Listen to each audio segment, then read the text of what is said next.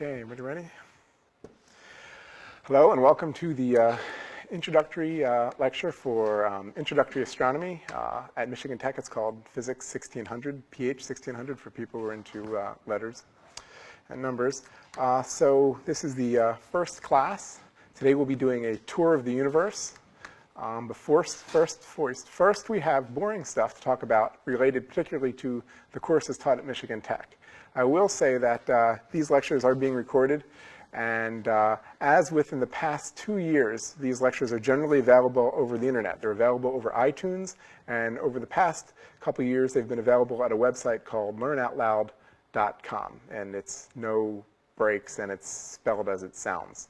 And so I've gotten email from places like China and Kansas from people who have followed versions of this course. And it is partly because of that audience that I'm going to be doing the course in the way I'm going to be doing it this year, which is making it free in the sense that it doesn't cost anything to buy the materials for the course. This is going to be an entirely online contained course. So you never have to come to class. Although there is if you're taking this at Michigan Tech, there is reason to come to class because, as I will show in the syllabus, if you bring a question about, or you formulate a question about the material and you hand it in during class or after class, would be appreciated. That question may be incorporated on the quiz or on the midterm or the final. So there is value in coming to class this year. But if you're following this from Kansas or China, or you just don't want to be bothered to come to class, which is fine, people are busy, you can just download the lectures from iTunes or Learn Out Loud. You can take the quizzes online, and you never have to see me again. And if we pass in the hall, you can just look the other way, pretend you don't know me. That's fine. You can still get an A. It's happened. So I usually start the lecture out with a picture of something that it is not obvious what it is. One of the neat things about astronomy is that it's a big universe out there, and we don't know what much of it is. And so there's some really interesting pictures that are taken, and it's interesting to just contemplate what is that. And so I will start almost all lectures, including this one, with a what is this, where I just show you something, as you see on the screen. And maybe if you're an astronomy buff, or if you've been following the astronomy picture of the day or something, you might know what it is. But I will tell you for an extra fee, I will tell you for free during the class were you to watch the whole lecture. If I forget and it looks like I'm wrapping up, please feel free to raise your hand and tell me. So I said, this lecture is Grand Tour of the Universe. There's lots of preamble today. So if you're watching this on the web, move the little slider across so you don't have to listen to this, this boring stuff. This university is Michigan Technological University, which is in the beautiful Keweenaw Peninsula of Upper Michigan. I'm your cosmological coordinator, Professor Robert Nemiroff. There will be 2 TAs, at least as I know them, to help with this class. Both are undergraduates, Ashley Ames and Martin, and I have never pronounced his last name, although I've seen it many times, Bolette. Okay. And this is happening live right now, for me anyway, in the fall semester of 2008. A big change with the past way this course has been taught is that there will be no formal book. We're going free this time. So the Wikipedia pages on astronomy, particularly introductory astronomy, are really good. So we're going with the Wikipedia pages, and I will list exactly which ones they are. Now you might say, I know what to do. I'm going to go to that Wikipedia page and change it to one word which says blah, and then all I'll need to know is the word blah. But that won't work, because what you're responsible for is the Wikipedia pages as they appeared yesterday. So going into Wikipedia and editing it now won't work. Now how do I get to yesterday's page? If you type in astronomy into Wikipedia, you're brought to the current page. However, if you go into history, which is one of the tabs on Wikipedia, you can find out the page that is closest to yesterday, occurred before yesterday, and that's the one that you're responsible for. There is going to be very little changes. Most people aren't going to go in and try to make big changes because of this little puny class. So you're probably okay. But if you have any questions about the material, if you think you're seeing something on Wikipedia that's not right, go back to the September 1st or 2nd page. If you still have continued questions, what you want to do is you want to send email to 1600 at mtu.edu. There will be people monitoring that web address all the time. PH stands, this is the title of the course. PH 1600 is the Michigan Tech designation for the course. So I have access to that email address, but I'm too lazy to monitor it that often. The TAs have access to it, and they will be monitoring it more often. If it is above the TA level, if it deals with something, a question they can't answer or something like that, they will alert me to go there and look at it. So, so I will ultimately be responsible for what's there. You'll see that address many times. If you're taking this course at Michigan Tech, you have to go to courses.mtu.edu. So if you're a freshman just learning that, a lot of your courses you'll find online there. They will have syllabus, plural of syllabus. They'll have other wonderful things that I can't even mention here, partly because I don't know what they are. We can do that right now with the miracle of modern technology. We can go to the Blackboard Learning System here, and here you notice up at the top it says courses.mtu.edu. That's where you go. Then you're going to be asked for your Michigan Tech login and password. If you don't have one of those, I'm not the person to ask about that. You need to find your faculty advisor or some really smart kid at the end of the hall who seems to be well connected and ask them how it is they're getting into the Michigan Tech pages. Then they'll tell you, and then you can pretend after that that you've known it all the time. That's what I do. Let's go to the syllabus here. Page contains both secure and non-secure items, so please beware. Let's display it anyway. All right, so anyone can monitor this course online, anyone. However, that's free. To actually get college credit, well, that's going to cost you money.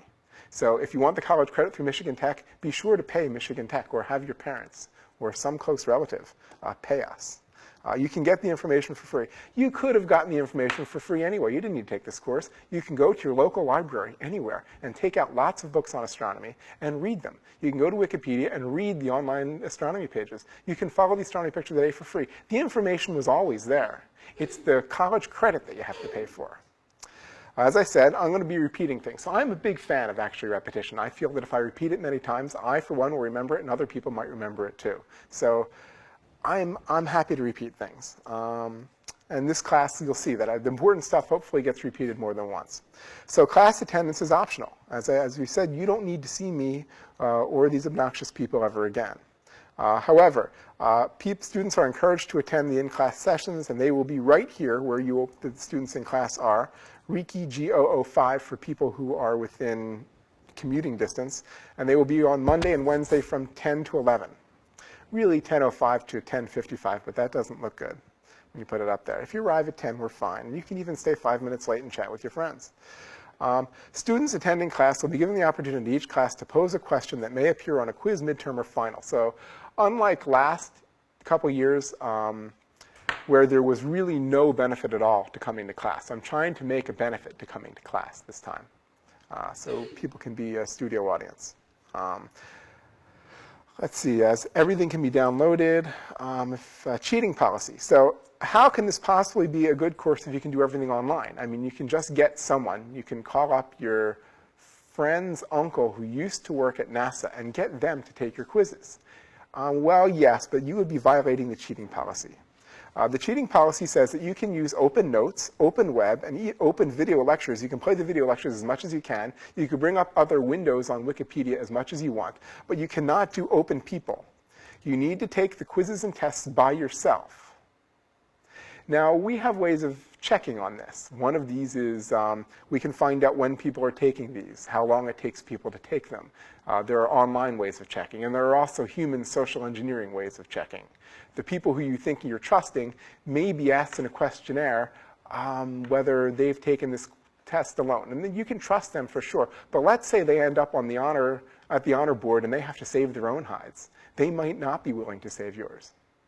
That happens a lot on Law & Order, you might notice. People in the beginning of the Law & Order episodes, they're always quite sure they can get away with it. But by the end, they're pretty much ratting on their friends. So watch out. So do this by yourself. Lectures will be posted every Monday and Wednesday before 4 p.m., probably around 4 p.m.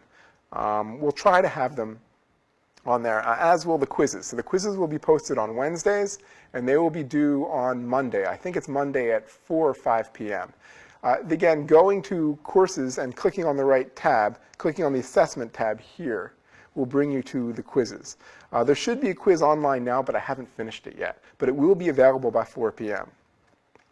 I am the instructor. Here it says in the syllabus. The teaching assistants are, as I showed.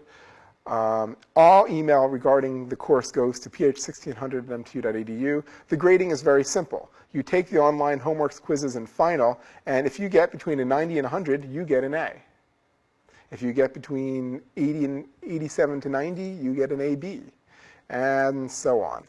You have to do lower than 60, actually 59.5, in order to fail the course. And although we get generally relatively good grades, there seems to be just about every semester someone who doesn't take the course seriously enough to fail. This is not a difficult course. There might not be a textbook, but astronomy is, a lot of stuff you can look up. It's a lot of stuff thinking about where we are in the universe. It's, I think, within the realm of everybody within my earshot. You can do this. You just have to spend the time, which is one of my big lectures in that in the beginning of the semester, and during the semester, you have a currency which can buy you good grades. And this is true for every course, not just this course. And that currency is time.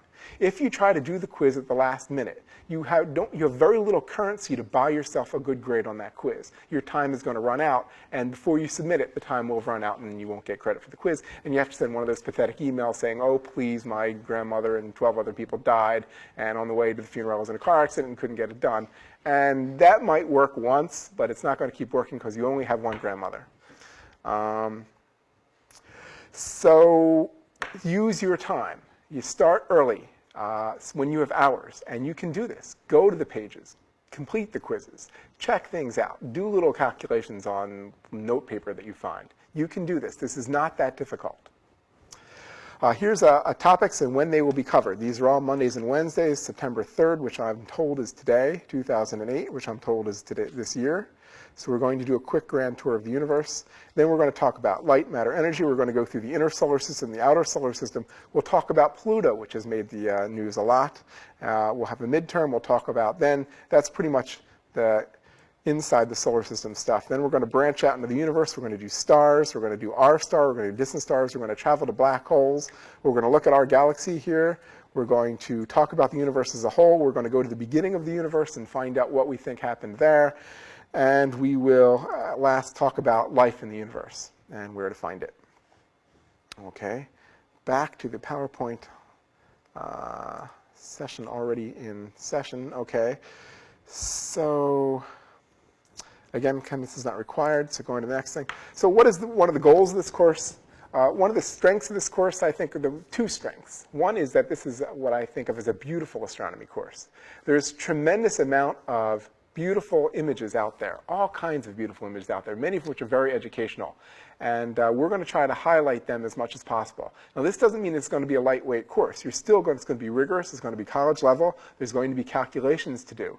But as much as possible, because there's so many amazing images out there, I'm going to be liberally illustrating lectures with pictures that have space themes. I can do that partly because I am one of the two people involved in creating a popular astronomy website called the Astronomy Picture of the Day.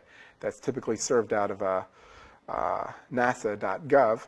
And so I'm very familiar with what is on APOD. I'm very familiar with all the pictures. Astronomy Picture of the Day is abbreviated APOD and pronounced APOD. There shouldn't be a T in there, but it sounds strange if you try to pronounce the T in Astronomy Picture of the Day.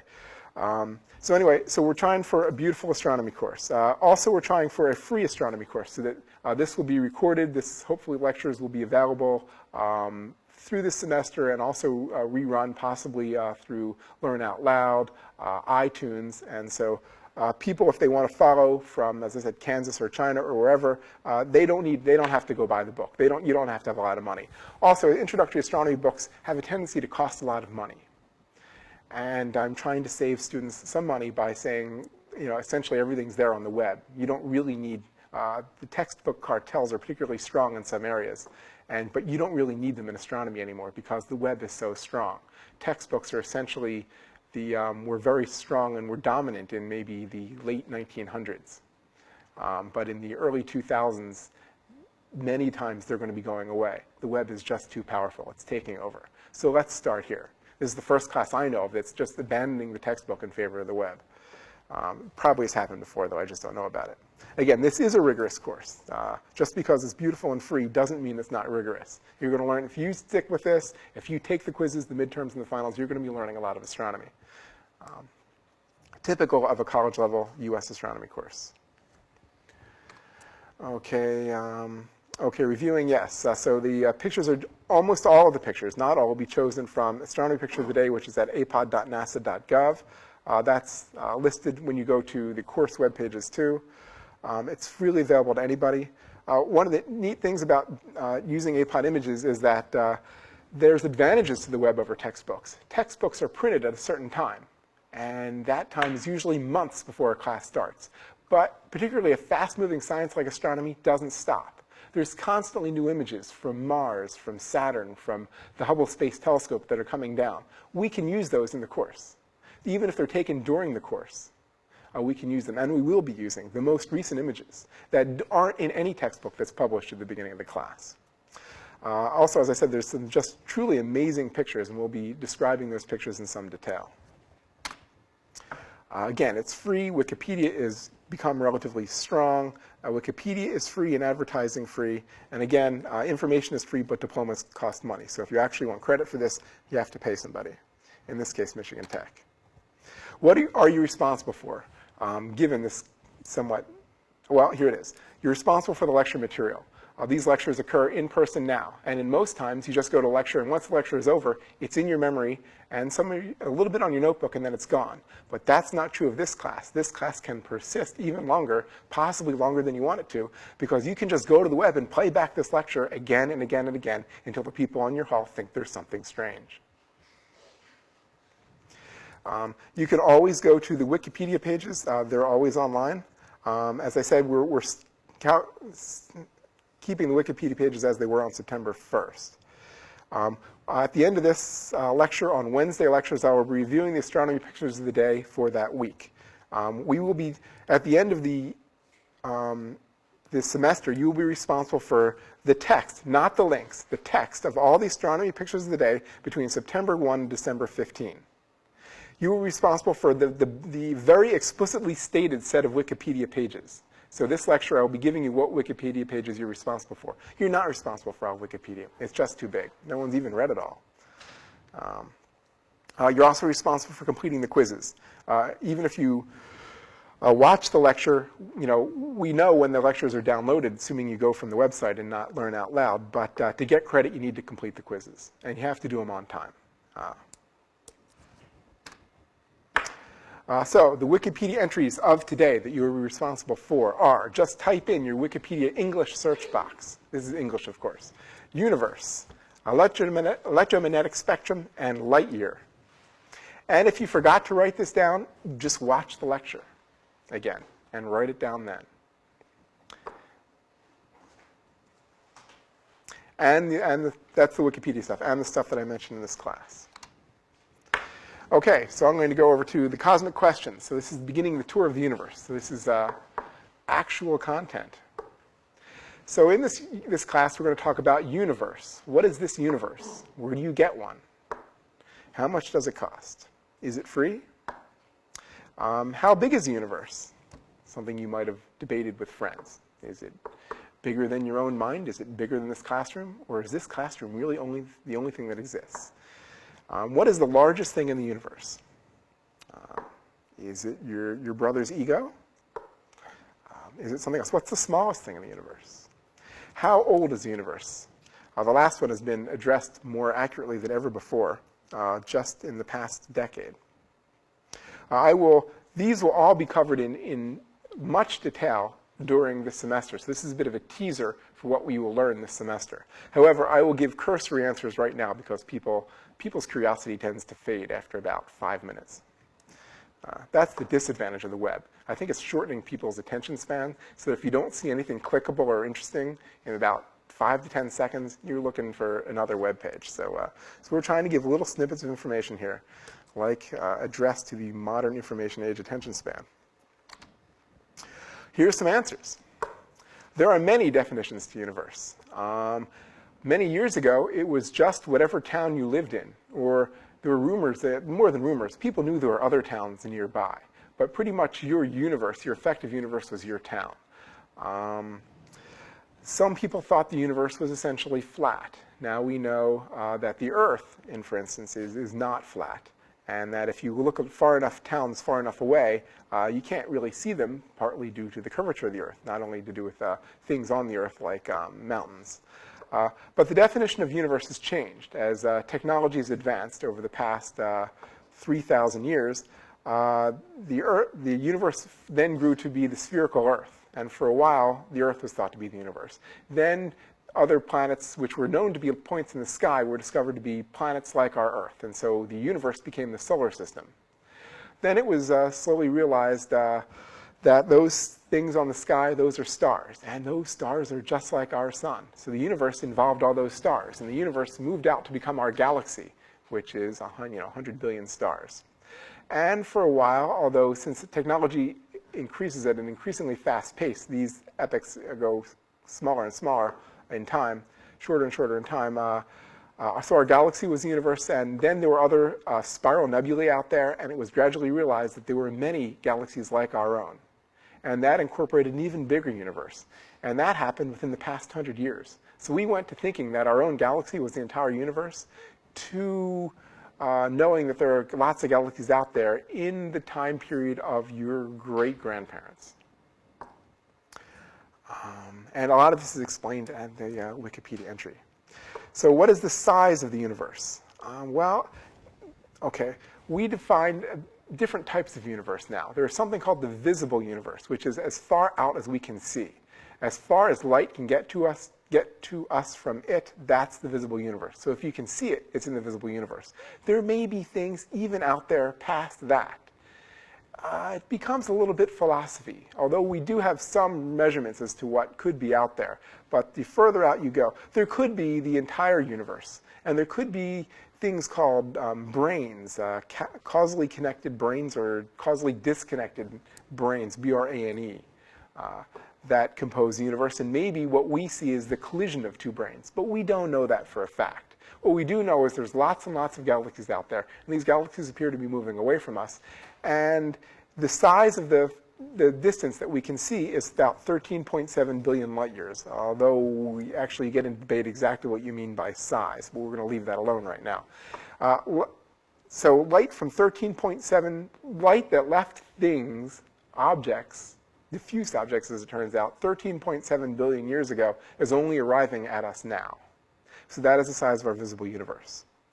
What is the largest thing we know?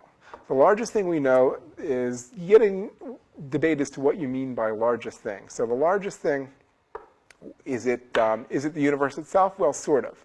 But one definition for largest thing is something that's held together. And there's ways of holding things together. So we're held together by electromagnetic phenomena. But things are held together by gravity. For instance, our solar system is held together by gravity. And our galaxy is held together by gravity. And there's clusters of galaxies that are held together by gravity. And as it turns out, that there are clusters of galaxies. And once you get bigger than that, the expansion of the universe doesn't allow local gravity to hold it together by gravity anymore. So by one definition of large, the largest thing there is a supercluster, and that's 100 million light years across. And by light year, I mean time it takes light to cross. It takes light 100 million years to cross from one side of the supercluster to the other. What is the smallest thing, one might ask? Good question. Really fun to ponder. Small things could include there are things so small we don't know. As I'm fond of saying, there's typically three numbers in astronomy. Those numbers are 0, 1, and infinity. If the number is 1, it had a finite size, and we measured it, and we said it's 1. So for instance, my height is 1 human height. The size of this room is 1 classroom large. So we know how large it is, and we measured it. It's 1. There are things, however, so small, we don't know how small they are. And one of those things is the electron. We don't know how small an electron is. It's so small that every time we try to measure it, it's smaller than that. So sometimes we say it's 0. That's another the number of in astronomy. But 0 really means in astronomy we don't know how small it is. It's too small to measure. There's also too large to measure, and that's essentially infinity. The photon is too small to measure. Neutrino, too small to measure. There are other fundamental particles that we don't know that are too small to measure too. So how small are things? We don't know. Too small to measure. How old is the universe? Well, recently we've been able to measure the microwave background radiation. What's that? Well, we'll be talking a lot about that during this course. Way back when the universe was really young, things were just being pulled together gravitationally. And there were sound waves echoing through the universe. And the universe is pretty uniform, but much hotter and denser. The universe suddenly became clear, and light was able to fly through it. So that light came to us. And due to the patterns on the microwave background radiation, patterns, we see a surface way out there. By looking at that surface in detail, we can now estimate the universe is just about 13.7 billion light years old, which is how I got the size of the visible universe also. Before, only about 10 years ago, we would have said the universe is maybe 10 to 15 billion years old. So even during your lifetimes, astronomy has advanced notably. So we now know a lot more about the universe than we did even a few years ago. Again, reviewing, light year is a unit of distance. Even though it has the time year in there, it is how far light goes in a year. An object 1 light year away, seen as it was 1 light year ago. So it sounds philosophical, but you can only see the past. Everything you look at, light had to take time to come to you from it. So when you look at yourself in the mirror, light bounced off you, took time to bounce off the mirror, and then came to your eye. So you're not seeing yourself in the mirror as you are right then. You see yourself as you were, a fraction of a second ago. And as we look at the sun, we don't see the sun as it is right now. We see the sun as it was about 8 minutes ago. And we see the nearest star as it was about a year ago. And most of the stars you see in the sky, you go outside and you see stars at night. Most of those you're seeing as they were maybe couple hundred years ago. The Andromeda Galaxy, maybe 1 million years ago. Things like that. Fun trivia, light could circle the Earth about 7.5 times in 1 second. So light is really fast. It's not infinitely fast, though. And because it isn't, we know a lot about the universe. So again, to learn more about light year, you can go to the Wikipedia entry. And now, a brief calculation, because there will be some calculations in this class. The speed of light is well known now to be 3 times 10 to the 8th meters per second. So here's a question. If the sun is 8 light minutes away, as I said, how far is that in meters? Well, the answer is, to use very introductory formula, distance is equal to velocity times time. This is it in equation form. D is equal to c, where c is the velocity, this time the velocity of light, given as c times time. So this is the velocity, 3 times 10 to the 8 meters per second. This is the time in minutes, but minutes and seconds don't match. So we have to convert minutes to seconds by this multiplier. And we find out that the sun is 1.44 times 10 to the 11th. This is 10 to raise the 11th power. Which means 1. This is exponentiation. If you're not aware of that, look that up. 1 followed by 11 zeros meters away. So I'll speed up. We're running a little slow here. Visible light. Light is more colorful than we can see.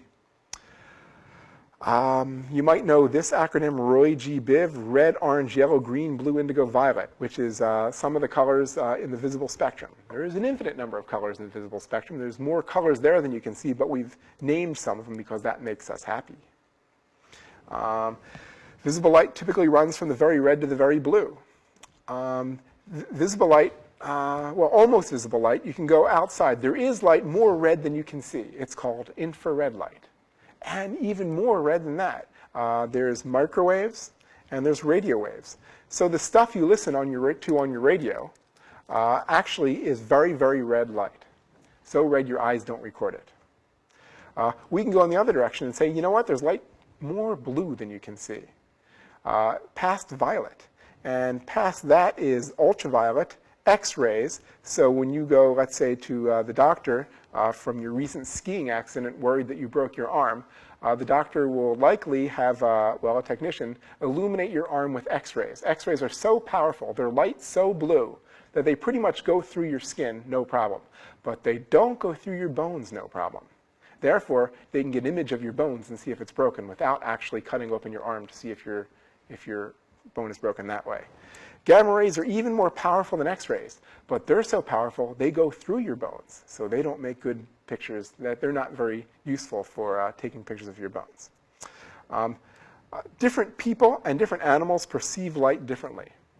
Many times I'm asked, what is true color? You know, what is the real green? Everybody's eyes are slightly different. Your vision of green is different from my vision of green. Your computer monitor, every computer monitor displays green slightly differently. So there's a comedy of errors here, and there is no true color. We can make guesses, but it's all approximations. Next, our sun is green. Now, is this because everybody's eyes know? If the sun appeared green from the surface of the Earth, then we would know it, because there's so many people who would report a green sun, it would just be written up, and it would be on Wikipedia as green, and even if somebody went back and changed it to yellow, the green people would win out, because that's usually what happens. The sun is really green because it's actually yellow-green, because the blue light that makes the sky blue has been scattered out from the sun. So if you were to take all the blue in the sky and smush it back into the sun would be more green. So the sun is actually yellow-green. It turns out that our Earth's atmosphere scatters away blue light more efficiently than it scatters away red light. That's why the sky is blue. And that's why the sun is green. And more information, you go to Electromagnetic Spectrum, a good Wikipedia entry. All right, so here's how you see stuff. Radio waves, our eyes, you essentially need a detector as big as the waves to see things. Radio waves can have wave sizes of centimeters to meters, so you need big telescopes. This is the Very Large Array of radio telescopes in Arizona. And I think this is a trailer here. Shows you the size of these things. I once had the good fortune to walk around in one of these discs, not one that was in active use. Later they were pissed. No, I was invited there. And so you can walk across. It doesn't even take a minute. It takes less than a minute. Don't go near the edges because you'll slide. All of these things create a very large baseline and are able to see the sky in radio light. Radio light makes it through our atmosphere, so we're good. You can make radio telescopes from the surface of the Earth. Humans don't have radio eyes because it's more efficient to have eyes near the center of where the sun emits its light, which is near the red-yellow band, so we can survive.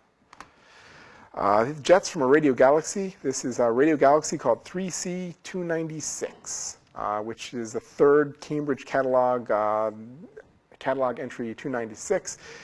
So we're going to be reviewing all this stuff in the class in some detail, but here is a galaxy. Here are jets from the galaxy, and these jets are emitting radio light that we're seeing with radio telescopes like the Very Large Array. This is microwave light. So we went from radios into the microwave. This is the entire sky. So you look out at the sky, and here's one direction, and here's the other direction. And this sky is very cold. It's actually about 2.7 degrees Kelvin, which is even colder than 2.7 degrees Celsius, which is even colder than 2.7 degrees Fahrenheit.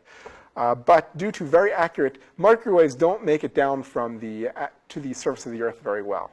So you need to put satellites in orbit around the Earth to see them. So the Wilkinson Microwave Anisotropy Probe, WMAP, did that, among other instruments, COBE before it. It turns out that some microwaves do make it down to the Earth's surface, and they can be seen best near the South Pole. But generally, you're better off above the Earth's atmosphere. It's just so expensive to go above the Earth's atmosphere that you have to make a relatively small detector. But we'll talk about that during the class, too. Okay, here's infrared light. If you go outside and you look up and you try to find around here in Houghton and in dark places, you can see the band of the Milky Way. It is spectacular. If you go outside and look up and you let your eyes dark adapt, you not only see lots of stars, but you can see this band that goes across the sky. It's a light band, and it's the Milky Way. If you had infrared eyes, though, you could look out and you could see, or if you're above the Earth's atmosphere, you could see actually where the center of the galaxy is. We can't see it in visible light. There's just the band that's the whole disk of our galaxy. But in infrared light, you can see the millions, even billions of stars that occupy near the center of our galaxy. This is a visible light image of the Coma cluster of galaxies. This is a relatively nearby dense cluster of galaxies. So This is a galaxy not unlike our Milky Way galaxy. This is probably more massive than a Milky Way galaxy. Almost all the spots you see on here are not stars, they're galaxies. And each of these galaxies have billions of stars. So our sun is not unique by a long shot. There's lots of galaxies that contain stars like the suns, and there's even clusters of galaxies. You know, so galaxy, galaxy, galaxy, galaxy, galaxy, galaxy, galaxy. You get it. It's a vast universe out there. Going past the visible into the ultraviolet. This is what our sun looks like in ultraviolet. Our sun's pretty constant for stars, otherwise life would have had trouble developing on Earth. Some stars are not so constant, not good places for life to develop around. However, our sun is still active, and it's easier to see the activity in the sun typically in the ultraviolet. So here in ultraviolet light, you can see activity areas on our sun here, and dark areas where there's magnetic depressions. We'll talk about our sun in some detail later. Okay, this is an X-ray picture of a supernova remnant. So a star here, I'm not sure which star, it might have been this one, but I'm not sure, exploded in a spectacular explosion. Our sun will probably not go supernova, but massive stars will, and they throw out the entire out part of most of their mass just out into space. And so here we see, and they then glow in X-rays for a number of reasons. There's radioactive elements there that continue to decay and cause an X-ray glow for thousands of years after a supernova explosion. This is a very recent picture taken from the astronomy picture of the day on August 28th. This is the gamma ray sky as seen by a very new, very powerful gamma ray observatory. It used to be called GLAST, but it's actually now been renamed as Fermi, who's a famous physicist, previously known as GLAST for people who knew that name. And you can see several things on the sky. You can see the band of our Milky Way galaxy here. You can see a faraway center of a galaxy called a blazar there. You can see a pulsar, a rotating star that's super dense here, the Vela pulsar, and there's other pulsars too. So our knowledge of the universe is changing even since a few days from the beginning of this class. However, GLAST is not yet made this gamma ray sky was pretty well known even before GLAST. But GLAST will get images of the gamma ray sky that have never been found before, we hope. And that will be really cool. So we'll see the sky in a new way and discover it in a new way. So the sky at night. If you go outside, you notice the band of the Milky Way galaxy. Most of the stars you see outside are near our sun. They're within, light takes within couple hundred years to get here from there. Most of the stars in our Milky Way galaxies are further than that. It takes thousands, tens of thousands of years, hundreds of thousands of years to get here from your average star, even in our galaxy. But the bright stars you see, they're relatively nearby. The brightest stars we see, the brightest star in the sky is called Sirius. It's in a constellation of, well, it's near the constellation of Orion. Probably the most popular star in the sky, and a star that's always visible when it's clear nighttime in the northern hemisphere, is called Polaris. Polaris is actually not all that bright. Sirius is much brighter. But Polaris is always up. It never sets. There are constellations. Orion is a constellation that many people have probably seen. The Big Dipper is an asterism, not a constellation. There are a certain number of constellations that are recognized. The asterisms are not those. The Big Dipper and Little Dipper are asterisms. So the Big Dipper is one of the asterisms. The Little Dipper has Polaris in it. Actually, the Big Dipper points to Polaris. We'll see that in a bit. Also, the brighter stuff you see many times on the sky not only is the moon, of course, but Venus and Jupiter can become very bright. So can Mars. They can be unusually bright, brighter than any star. And the band of the Milky Way that I've mentioned a couple times already. These are things you see when you go out without any telescope or anything. You just go out and appreciate the night sky, which there's a lot there to appreciate in my biased view. So here we have the constellation of Orion right here. Hard to see. Here's the 3 stars in the belt of Orion. I missed the third one. Let's try that one. Let's clear that. This is Sirius. This is a comet which isn't normally there. This is a comet Hale-Bopp, which appeared in 1997. I might have my year wrong. I'm getting my comets confused. This is the Pleiades star cluster, which we'll talk a little bit about. This is on the ground. It's the fisheye image. Here's a tree. You can also notice that there's stars of slightly different colors. If you look at stars for a while, you can notice that some are more red than others. Mars has a distinctly red hue.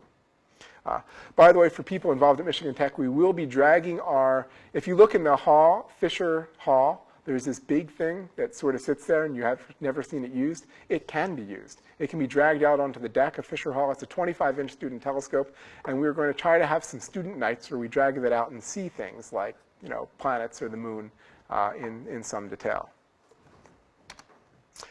Okay, so here's a picture of people camping out, looking at the night sky, looking for meteors like this one, but something they don't have to. This is the Big Dipper right here, part of the Big Bear Ursa Major. So I circled them now. I'm going to clear it so you can see it. Most people, I think, who even are not into astronomy, can identify the Big Dipper. Although I worry that people who are going outside and looking at the night sky less and less, even Orion and the Big Dipper, are becoming strangers to the average person.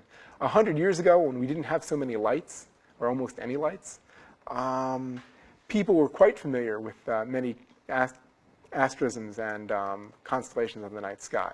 Nowadays, less and less. Many of the planets, here's a bunch of planets. They don't line up like this every night, but here, this is the plane of the ecliptic. So on this particular night, right at sunset, you would have been luckily able to see Mercury, Venus, Mars, Saturn, and Jupiter all lined up right here in the ecliptic plane. And people knew it was coming, of course. It wasn't a surprise, and so many people went out. This might have occurred in 2002, although sometimes we rerun images and seen all of those together. During this semester and other semesters, there will be meteor showers where the Earth moves through the stream of a comet or an asteroid that left debris orbiting the sun. And when that happens, you get to see streaks of light that last less than a second, typically. This is a time image photograph where you see many, many streaks of light. So you wouldn't see all these. This is the Perseids, as captured, I think, last year. Really cool to see. Takes some patience, but I will advise you when ones are coming up. Be fun to go out and just get like a lawn chair or a sleeping bag, as we saw a couple slides ago, and watch for them. Okay, so I'm going to review some APODs today. Today I'm going to be reviewing September 1st through September 3rd. Again, if you've lost track of the website, you want to go to apod.nasa.gov. Okay, so let's see if I can do that. So here's the Blackboard Learning System. Here's something. Here's the what is this picture. This is the astronomy picture of the day for September 4th, 2007, so last year and a day. So the Martian, we have two rovers rolling around Mars right now, Opportunity and Spirit, and they're robotic. There aren't people on them driving them. They're sort of driven by remote control and through computer interfaces from the Earth. And this is a big crater, Victoria Crater, that one of the rovers has rolled into in order to study the history of Mars. Was Mars wet? What kind of rocks were on Mars? What is the history of Mars? And how does that affect knowing the history of our own planet, the long geologic history of our own planet? Okay, so if we go to September 1st, okay, this is a picture of a CG4. It's a ruptured cometary globule. This is CG4 right there. It looks like it's going to eat this galaxy, but it cannot. That galaxy is far, far in the distance. And this gas cloud, almost all gas clouds are right in our galaxy. So it is gas clouds like these, cometary globules, from which many times stars will form. So gravity is pulling these together, and stars are forming in there. Why this? There's many things we don't know. Most globules are roughly spherical. This one seems to have ruptured, and it seems to be open-ended. Why that is, we don't know. There's lots we don't know. And that's why we're always taking more and better pictures of the sky in many different ways, trying to find stuff out. Because sometimes when you learn something, you learn that you don't know it as well as you thought you did. Okay, this is so again, what you're responsible for is the explanation and not the links. The links go deep. The links are fun to follow. If you don't know something, you can follow the links that will tell you more. This is an elliptical galaxy called NGC 1316. It's Elliptical galaxies are usually they appear as ellipses on the sky, which is why they're called elliptical galaxies.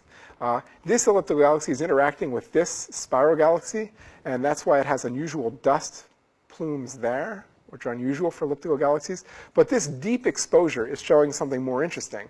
It's showing these unusual features here. One of the things we've learned in the past decade or so is that galaxies are actually very complex, and they've interacted with many other galaxies. And they've left streams of gas, dust, and stars strewn about in unusual ways. And we've found that our own Milky Way galaxy has a bunch of these itself. Our own Milky Way might have a disk where stars rotate, but it also has all these other strange wisps and plumes of stars and gas out there. So that helps us understand how our galaxy formed.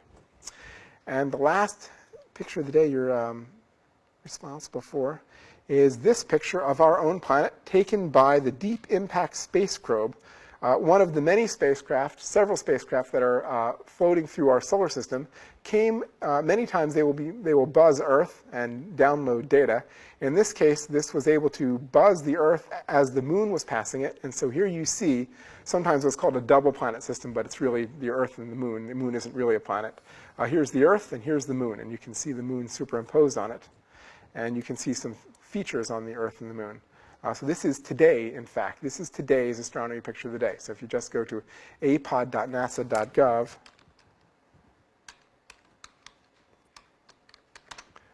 it redirects you to this site. So to learn more about this and all other APOD images, which is one of the good reasons I think why APOD is good for teaching, in that if you see an image and you don't understand it, you can read the caption, and if you don't understand the caption, you can click on the links in the caption, and eventually you'll understand, hopefully. If not, send email or ask your friends. Okay, so the next time we will meet will be, this class will meet in session will be next Monday, and we will release lectures also next Monday. Please come to class, and please submit questions based on the class, and those questions may be used, hand them out at the end of class. Those questions may be used in quizzes and in midterm and in the final. So until next time, I'll see you then.